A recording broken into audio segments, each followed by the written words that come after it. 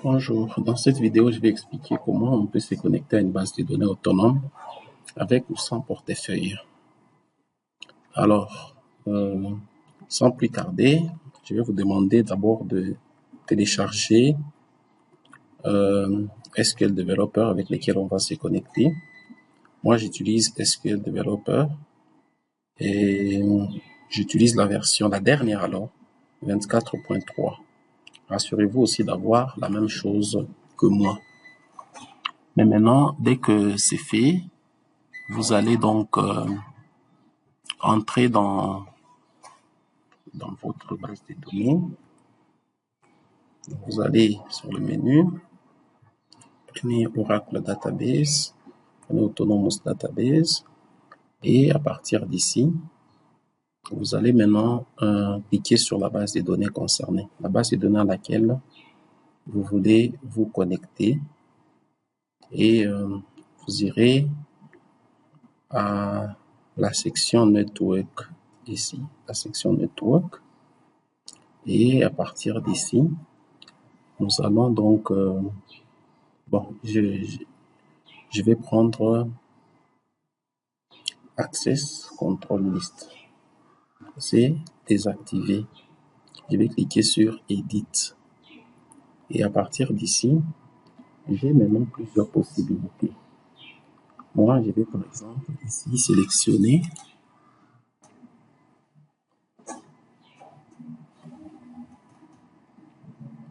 prendre CIDR Block.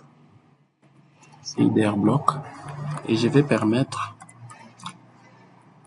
à n'importe qui est sur Internet de se connecter à ma base. Donc, je place cette adresse ici, 000, si je prends CIDR Block. Mais j'ai plusieurs possibilités. Je peux prendre IP adresse, je peux prendre Virtual Cloud Network, je peux prendre OCID Virtual Cloud Network. Si j'ai encore une autre règle, je peux en ajouter comme je veux. Et puis, dès que c'est fait comme ça, j'ai déjà donné l'autorisation, je vais sur Save. Et puis j'attends, ma base de données doit passer en mode Updating. Et moi, je vais patienter jusqu'à ce que ça sera Available. Voilà, là c'est Available. Je rentre encore où j'étais, je clique dessus. Je rentre toujours dans la section Network, ici, Mutual TLS. Et quoi, je prends Edit. J'arrive ici, je désactive là-bas. Puis je vais sur Save. Je vais sur Save. Et là, je vais attendre. Ouais, c'est encore updating. J'attends. Là, c'est available. Maintenant, ici, c'est écrit Not Required. OK. Et maintenant, toujours dans la page des détails de ma base de données, je vais cliquer maintenant sur Database Connection. Et puis, je me retrouve maintenant sur cette fenêtre ici. Cette fenêtre, voilà.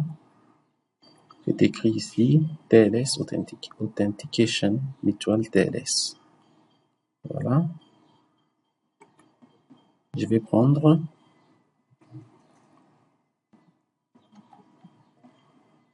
je vais choisir TLS.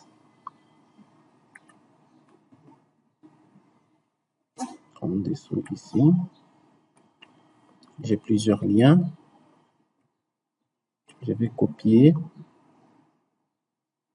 le premier lien ici. Je vais le copier. Voilà. Je le copie.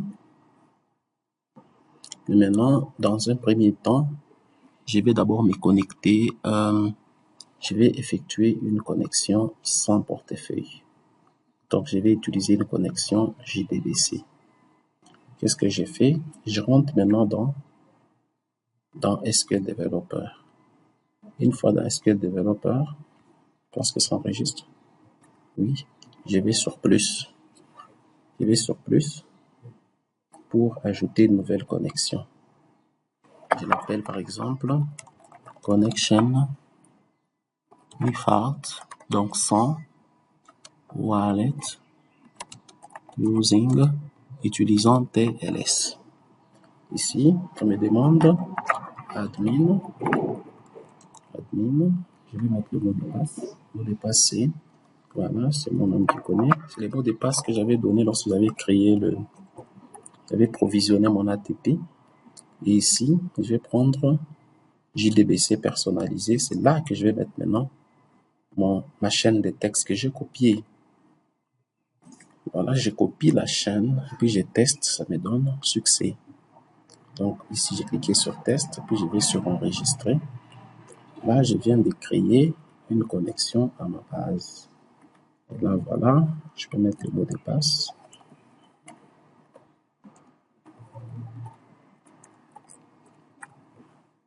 J'attends.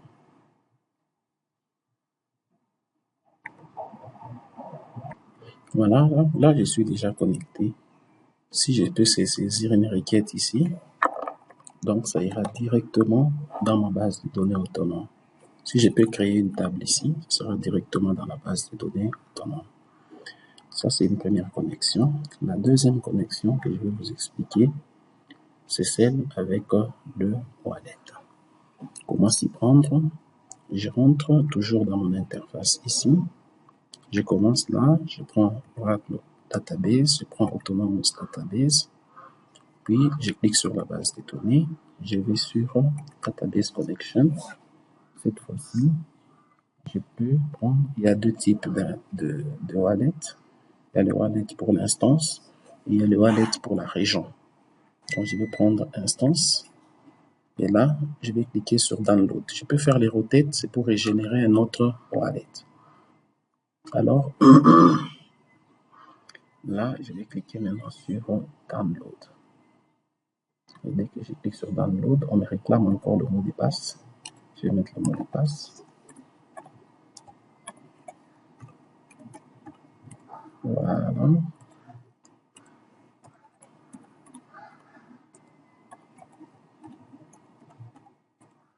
Voilà. J'ai mis le mot de passe et puis je vais cliquer sur download pour attendre maintenant le téléchargement. Voilà. Je viens de télécharger. Mon wallet, il est là. Le wallet est là. Je peux mettre sur les disques C. Coller. Le wallet est là. Maintenant, si je voudrais me connecter avec ce wallet, je vais là-bas. Je clique sur plus. Alors cette fois-ci, je vais prendre un autre nom. Je dis par exemple connection with wallet. Alors ici, j'écris toujours admin. Je mets le mot de passe. Voilà. Ici, je prends avec portefeuille. Avant, j'avais pris JDBC, maintenant je prends avec portefeuille. Je vais sur parcourir, je vais chercher sur les disques C. Je le prends là-bas, je prends ouvrir, puis je vais tester pour voir ce que ça va donner. Voilà, les tests est concluant. Donc, je peux avoir deux connexions à ma base. Les deux connexions sont là-bas. Voilà, c'est bon. Donc ici, j'ai la possibilité de lancer, par exemple, une requête directement sur une base de données, sur la base de données autonome à partir de mon client ici. Je peux cliquer sur exécuter. Et voilà, les informations s'affichent. Ce sont les informations qui proviennent directement du cloud. Je pense que c'est si simple, c'est pas si compliqué. Merci beaucoup d'avoir suivi cette vidéo.